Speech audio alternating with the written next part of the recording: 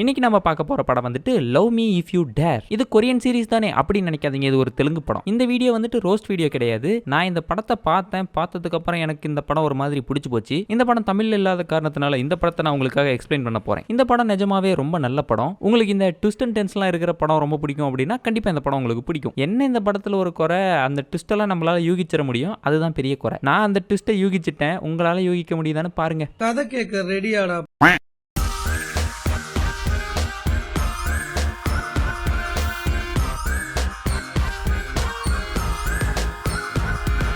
படத்தோட ஸ்டார்டிங் சீன்லயே ஒரு அக்கா காஞ்சனா மாதிரி ரெட் கலர் சாரியை கட்டிக்கிட்டு தலையில நிக்கிறாங்க. ஐயோ கண்ணு, அது ஃப்ரேம் தலையில இருக்கு கண்ணு. எல்லாரும் கதையை ஆரம்பிக்கும் போது ஒன்ஸ் அப்பான டைம்னு தான் ஆரம்பிப்பாங்க, ஆனா நான் அப்படி கதையை ஆரம்பிக்க மாட்டேன் அப்படின்னு அந்த அக்கா சொல்றாங்க. அந்த ரெட் கலர் சாரி கட்டிட்டு இருந்த அக்கா ஒரு பணத்தை புதைக்கிறாங்க. இதான் இங்க படுத்துட்டு இருக்காரு, இவர் தான் இந்த படத்தோட ஹீரோ. என்னடா இவங்க ஆரம்பத்திலே ஹீரோ கொண்டு புதைச்சிட்டு இருக்காங்க, பிளாஷ்பேக்ல சொல்லுவாங்க ஏன் புதைக்கிறாங்கன்னு.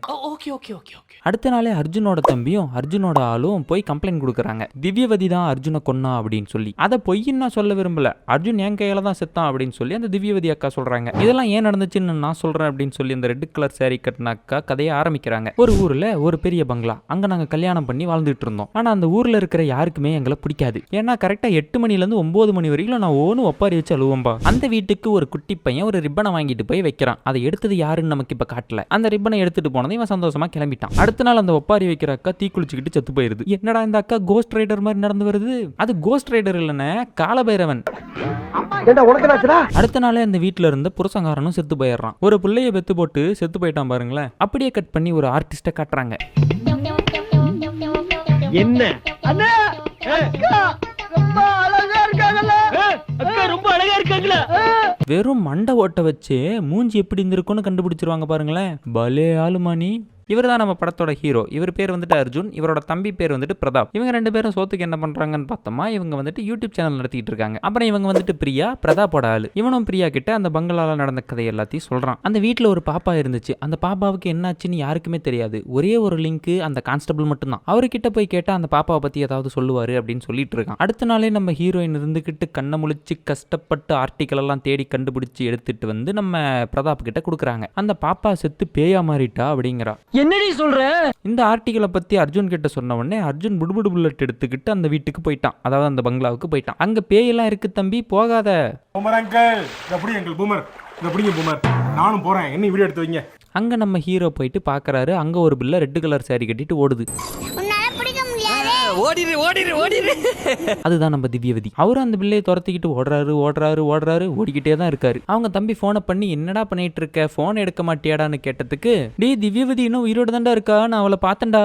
டே நீ என்னத்தையே பார்த்துட்டு வளராதரா, நீ முதல்ல கிளம்பி வீட்டுக்கு வாடா அப்படிங்கிறான் அவன். நான் இங்க தான்டா இருப்பேன், வேணா நீ வாடாங்கிறான் இவன். அப்புறம் நம்ம ஹீரோ அங்கேயே தங்கிட்டாப்ல, அங்கேயே தூங்குறாப்ல, அங்கேயே மீன் பிடிக்கிறாப்ல, அங்கேயே எக்ஸசைஸ் பண்றாப்ல.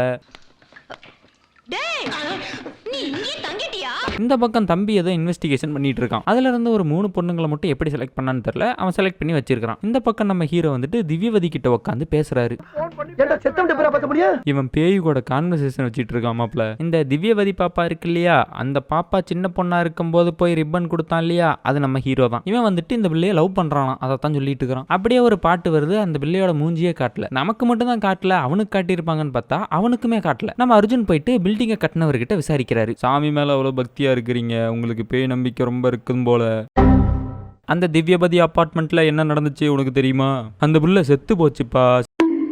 செத்து போன பிள்ளையோட போட்டோ இந்தா இருக்கு. அதுக்கப்புறம் நம்ம பிரதாப் இருந்துகிட்டு பிரியா கிட்ட எல்லாத்தையும் சொல்லிட்டு இருக்கான். இந்த மாதிரி இந்த 3 பொண்ணுங்கள்ல யாராவது ஒருத்தர் தான் திவ்யபதியா இருக்கணும். அப்புறம் நம்ம இந்த சிவப்பு சாரி போட்டுட்டு கதை சொல்லிட்டு இருந்துச்சு இல்லையா, அந்த அக்காவை காட்டுறாங்க. பிரதாப் சொல்றது உண்மைதான், அந்த 3 பொண்ணுங்கள்ல ஒண்ணு நானு. ஐயோ எங்க அண்ணன் வேற திவ்யவதி செத்து போயிட்டான்னு தெரியாம அந்த பேய் வீட்டுல போய் இருக்கிறானே. டேய் அண்ணா, திவ்யவதி செத்து போயிட்டாடா, நீ சீக்கிரம் வா, நம்ம கிளம்பலாம். அதுக்கப்புறம் அங்க போய் இவங்க 2 பேரும் பார்த்தா பேயோட கேண்டில் லைட் டின்னர் ஏற்பாடு பண்ணிட்டு இருக்கிறான். அட பாவி, ஆளை பார்த்தா டம்மி பீஸா இருக்க, பயங்கரமான ஆளா இருக்கேடா.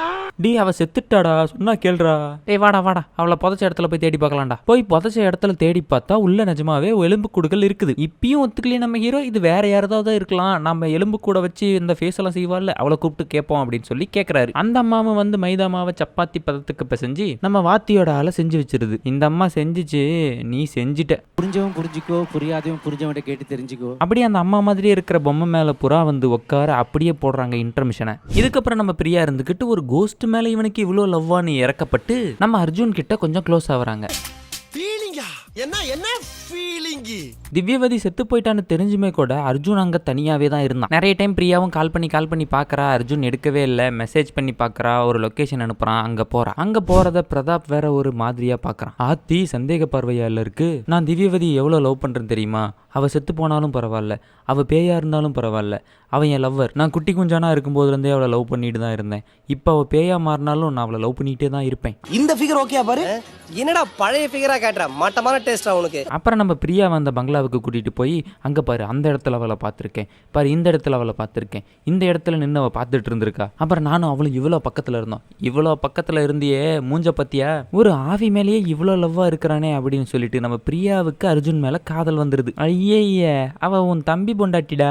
தம்பி பொண்டாட்டியை தான் பொண்டாட்டியை நினைச்சிட்டானான்னு கேட்டிங்களா? ஆனால் அர்ஜுன் அப்படி நினைக்கல. அவனோட காதல் திவ்யவதி மேலே மட்டும்தான். அவள் பேயா போனாலும் சரி, பேதியில் போனாலும் சரி. அப்புறம் நம்ம பிரதாப்புக்கு நம்மால் என்ன நம்ம அண்ணன் பக்கம் சாயிறாளேன்னு ஒரு டவுட் வந்து போய் கேட்குறான். இதெல்லாம் உனக்கு தப்பா தெரியலையா? என்ன லவ் பண்ணிட்டு இருந்துட்டு என் அண்ணன் பின்னாடி சுத்திரிய? இதே மாதிரி தான் நான் சின்ன வயசுலேருந்து ஒரு பையனை லவ் பண்ணேன். அப்புறம் காலேஜ் போனேன்னா அதுக்கப்புறம் அங்கே ஒரு பையனை பிடிச்சா அப்புறம் அவனையும் லவ் பண்ண ஆரம்பிச்சிட்டேன். ஐயோ, இது இந்த படத்தோட கதை இல்லை, அது வேற படத்தோட கதை. வேற படத்தோட கதையா? சரி போ. இதெல்லாம் பாவம் அவர் முன்னாடியே சொல்றது, மாமா கூட தனியா சொல்றதுல. அப்புறம் செத்து போனதா சொல்லி ஒரு 3 பொண்ணுங்க போட்டோ வச்சிருந்தா இல்லையா, அந்த பொண்ணுங்களோட வீட்டெல்லாம் போய் விசாரிக்கிறான். அங்க போய் கேட்டா எல்லாருமே என் பொண்ணு செத்து போயிட்டான்னு சொல்லாம என் பொண்ணு மிஸ் ஆயிட்டான்னு சொல்றாங்க. ஆனா இந்த 3 பொண்ணுங்களும் செத்ததா ரெக்கார்டு இருக்குது. அப்புறம் நம்ம ஹீரோ எதையோ கனெக்ட் பண்ணி அந்த பணத்தெல்லாம் தோண்டி எடுத்துட்டு போய் அதோட எலும்பு கூட வச்சு மைதா மாவை பேச ஆரம்பிச்சிட்டாங்க. இந்த மண்டை ஓடுங்க எல்லாமே இந்தந்த பொண்ணுங்களுக்கு சொந்தமான மண்டை ஓடு தான். ஆனா நீங்க எழுதிட்டு வந்தீங்களே பேரு, அது இந்த பொண்ணுங்களுக்கு சொந்தமானது கிடையாது. என்னங்க எனக்கு ஒண்ணுமே புரியல. அதுதானப்பா எனக்கும் புரியல. அதாவது வெண்ணிலா வந்துட்டு வெண்ணிலா கிடையாது, அவ பல்லவி. பல்லவி வந்துட்டு பல்லவி கிடையாது, அவ நூர். ஒரே குழப்பமா இருக்குது இல்ல? அவங்களுக்கும் அப்படிதான் குழப்பமா இருக்குது. இவங்கெல்லாம் ஏன்டா பேரை மாத்தி மாத்தி போய் செத்துக்கிறாங்க? அதுக்கெல்லாம் காரணம் வேற யாரும் இல்ல, நான் தான் அப்படின்னு சொல்லி நம்ம பிரியா வந்து நிக்கிறாங்க. பிரியான்னு பேர் வச்சிருக்கும் போதே நினைச்சேன்டி நீ ஃபேக் ஐடியா தான் இருப்பேன்னு. திவ்யவதி இன்னமும் சாகல. இதுதான் திவ்யவதி. பிரியான்ற ஃபேக் ஐடியில திவ்யவதி இவ்வளவு நாள் வாழ்ந்துட்டு இருந்திருக்கா. இதுக்கு முன்னாடி இவ வெண்ணிலாவா வாழ்ந்துட்டு இருந்திருக்கா. வெண்ணிலாவா வாழ பிடிக்காம செத்து போன பல்லவியோட பாடியில போய் வெண்ணிலாவோட ஐடி கார்டை சொருவி ஆள் மாறாட்டம் பண்ணிருக்கா. இது எந்த அளவுக்கு பாசிபிள்னு எனக்கு தெரியல, பட் கதைக்காக நம்ம ஒத்து போய் தொலைஞ்சிருவோம். அதுக்கப்புறம் தான் உன் தம்பியை பார்த்தேன். உன் தம்பியை பார்த்ததுக்கு அப்புறம் தான் அந்த ரிப்பனை பார்த்தேன். அந்த ரிப்பனை பார்த்ததுக்கு அப்புறம் தான் தெரிஞ்சிச்சு உன் தம்பி தான் என்னோட சின்ன வயசு டாவு அப்படின்னு. அதுக்கப்புறம் தான் நீ திவ்யவதியை பத்தி தேட ஆரம்பிச்ச. அதனால தான் நான் ஒரு ஃபேக் ஆர்டிக்கலை கிரியேட் பண்ணேன். அந்த ஆர்டிக்கலை உண்மையாக்கிறதுக்கு தான் நான் அங்கே போனேன். ஆனா நீ அங்கே வந்துட்ட. அதுக்கப்புறம் நீ பேசினதெல்லாம் கேட்டு நான் அப்படியே மன உருகி போயிட்டேன். அதுக்கப்புறம் நம்ம ஹீரோ குத்திக்கிட்டு செத்து போயிடுறாரு. அதுக்கப்புறம் அந்த பணத்தை புதைக்கிறது தான் நம்ம ஃபர்ஸ்ட் சீன்ல பார்த்துருப்போம். இன்னமுமே இந்த திவ்யவதி மக்குக்கு தெரியாத ஒரு விஷயம் என்னன்னா அர்ஜுன் தான் அவளோட சின்ன வயசு டாவுங்கிறதே இன்னமும் அவளுக்கு தெரியாது. அந்த சின்ன வயசு ரிப்பன் மேட்டர்லாம் அவன் சொல்லியிருக்க மாட்டான். திவ்யவதியை லவ் பண்றேன்னு மட்டும் தான் சொல்லியிருப்பான். அதுக்கப்புறம் அவங்க தம்பி அர்ஜுனோட பொருள் எல்லாம் பேக் பண்ணிட்டு இருக்கிறப்ப அந்த ரிப்பன் எடுத்து அர்ஜுனோட பாக்ஸ்ல போடுறான். இது உன்னது இல்லையா? அர்ஜுன் தான். ஆமா, இது அர்ஜுனு தான். ஐயோ, என் லவ்வரை நானே கொண்டுட்டேனேன்னு உட்காந்து ஒப்பாரி வைக்கிறா. சில நாட்கள் கழித்து நம்ம அர்ஜுன் மறுபடியும் உயிரோட வந்துட்டான். அதாவது அந்த ஆர்டிஸ்டுக்காரி இருக்கா இல்லையா, அவளோட பிளான் தான் இதெல்லாம். நீ செத்து போற மாதிரி செத்துப்போ, அவளை ஒன்று புதைச்சிட்டு போட்டோம், நான் உன்னை தோண்டி எடுத்துட்டு போயிடுறேன் அப்படின்னு பிளான் போட்டுக்கிறா. அதுக்கப்புறம் நம்ம அர்ஜுனுக்கும் திவ்யவதிக்கும் கல்யாணம் ஆகி ஃபர்ஸ்ட் நைட்டுக்கு போயிட்டாங்க. அந்த இடத்துல அர்ஜுன் தொட போக திவ்யவதி சினுங்குறா. என்ன சினுங்குற? இதெல்லாம் நம்ம முன்னே பண்றது தானே. என்ன சொல்ற? ஏன் கூட நீ பண்ணியா? ஆமா, அன்னைக்கு இல்லையே, நான் எதுவும் பண்ணலையே.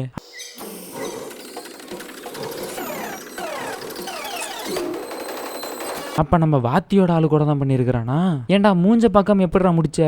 உங்களுக்கு ஒரு சில டவுட்ஸ் இருக்கலாம். பிரியா தான் திவ்யவதினா எதனால வாத்தியோட ஆளை காட்டி இதுதான் திவ்யவதினு சொன்னாங்க? அதுக்கான காரணம் என்னன்னா, இவ திவ்யவதியா இருந்தவ வெண்ணிலாவா மாறணும் இல்லையா, அதனால வெண்ணிலாவுக்கு திவ்யவதியோட ஐடென்டிட்டியை கொடுத்துட்டா. அப்ப இந்த மாதிரி தான் வெண்ணிலாவா?